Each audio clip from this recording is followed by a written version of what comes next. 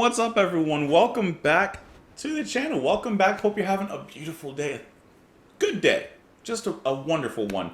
What are we doing? We're listening to The Smiths. We're going to continue our album listen of The Queen is Dead. We're going to move on to the next track on the album, which is going to be Never Had No One Ever. It's just that's a sad and lonely state of existence. Never had no one ever, huh? Well, we know that when Morrissey starts singing, it's going to be dripping with that outlook. Just loneliness. Everyone's out to the party, but you never even got a text. Let's go ahead and give it a roll. Let's give it a spin. Let's see how we feel on the other end. This is Never Had No One.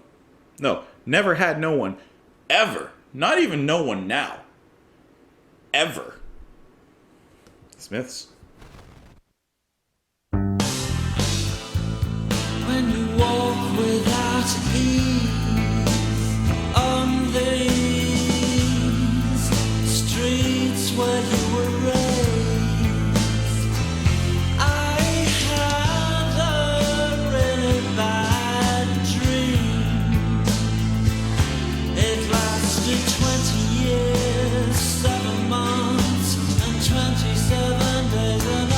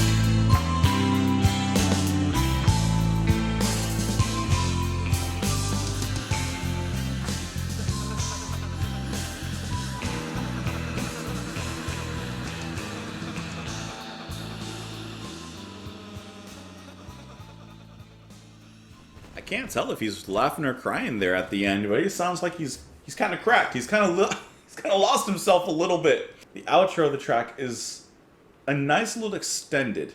It's nicely extended. It's a mood, right? There's not much done within that outro, but it feels good with those very raindrop-like keys that just rain bleak atmosphere amongst the sad guitar. I like in the chorus how Rourke comes up with the bass. It just feels a little bit more aggressive as if to enunciate the point that he really is alone.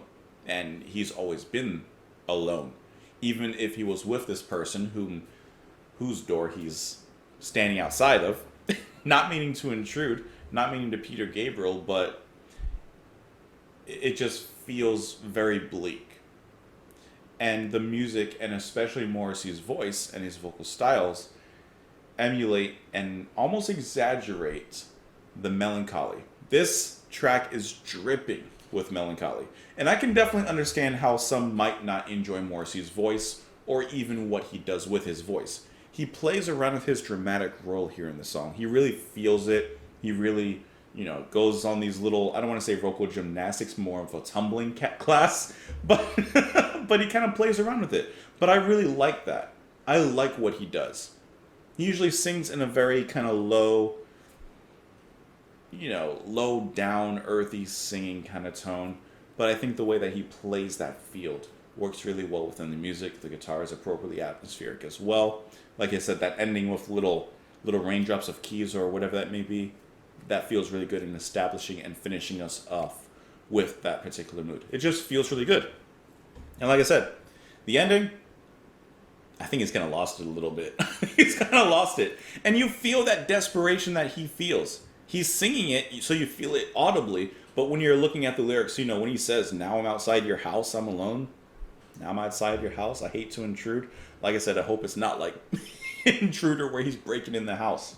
I was literally just listening to Melt 2 days ago. Because I put it on when I was coming back home from work. I love Intruder. That's a great track.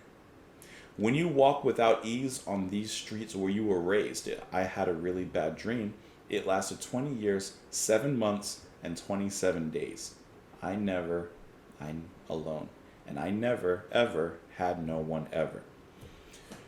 So at first, I thought this was about a relationship, and I think in some parts it still is.